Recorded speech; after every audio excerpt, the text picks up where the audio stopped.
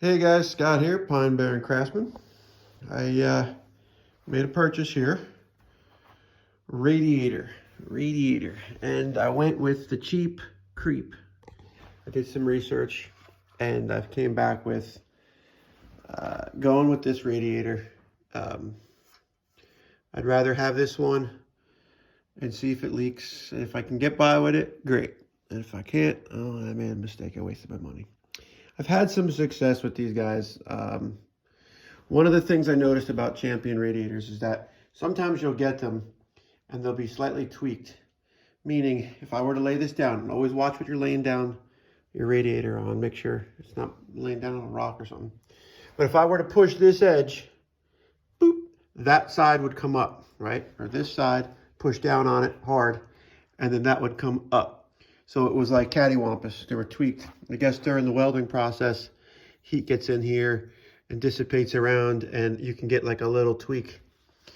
This one's nice and straight, which I'm happy about. I think it cost me $100 something, as opposed to $500, $600, $800. Now, quality control. Okay, this was a big gouge. This was covered in plastic, self-adhering like vinyl paper. I peeled it all off, and underneath there was a huge gouge here.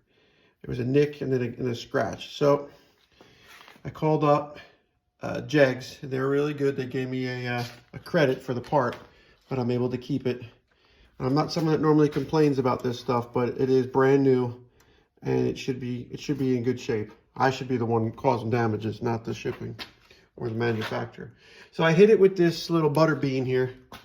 Okay, it's a light, coarse wire brush. Okay, so it's light duty as opposed to, you know, this guy who's, you know, this is like gonna make sawdust if you went into the wood with it. Okay, there's different grits, I'm sure. So what I got here is, this is the fan shroud, just in case you guys don't know. This is aluminum. That's aluminum. Okay, different types of metal rust. I went online, I'm doing a little research. These are zinc coated.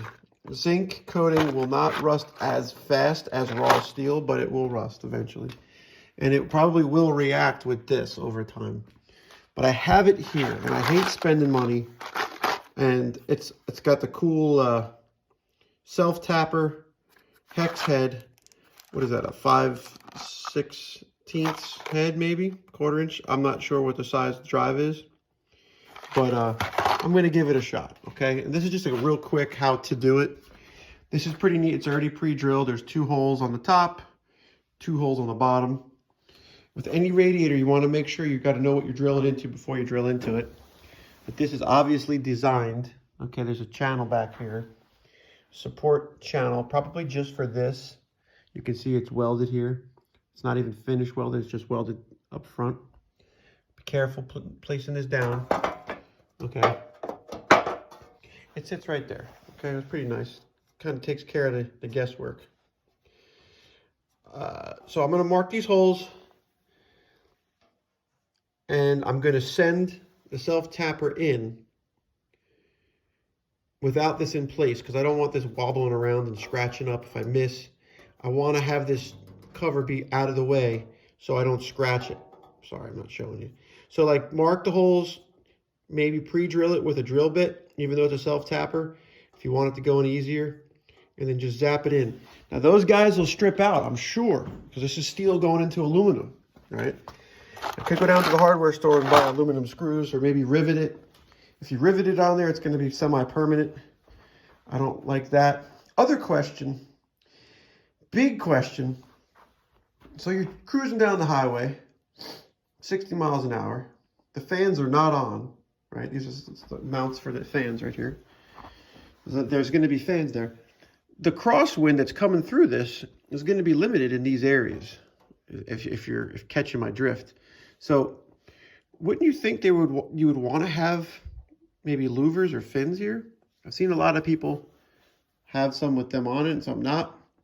Maybe you want to build a little bit of temperature if it's a colder climate. It's probably a good shroud to have on this type of area. But I've had ones where the fans were just mounted directly to the radiator, and I've had ones with a shroud. I think I'm going to run this shroud and see how it goes. And if not, maybe down the road, if I see it's not breathing good, you know, you could maybe make some holes here or whatever. You let me know the science behind it if you guys know anything better than me. This was the area of damage. Probably can hit that with some polish to try to get some of that haze out of it. Probably will. But that's what I'm going to do. I got self-tappers. Now, is this sitting down nice? What's holding me up? Okay, up. See? There you go. Make sure you're down all the way. Okay. See right there, you can tell there's a little bit inconsistency with the radiator. See how it's tight here and it's fat here? That's something to do with either the way this shroud is bent or the way that this radiator is welded together. And that might come back later to haunt us. Who knows? It just depends on how it was built. Something's a little racked, but it's okay. It's just a low dollar deal. Just making sure that flange bent down isn't rubbing on those tubes to make a leak. See? You gotta inspect all this stuff here. I'll pop this up real quick. We'll see. So if I pop this back up, and it went down hard on there. So the depth of this edge is in question because we don't want it to be hard pressed against this.